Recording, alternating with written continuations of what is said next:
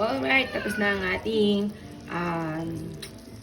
gulay. So, kasi may binili akong siomai. So, alam naman natin, hindi talaga healthy pa yung siomai dahil ano lang sila, mga commercial, ano.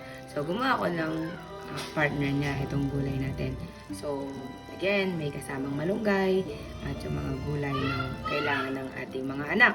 So, that's it for today. Let's eat and let's prepare for our family. It's a yummy, yummy, yummy in our tummy.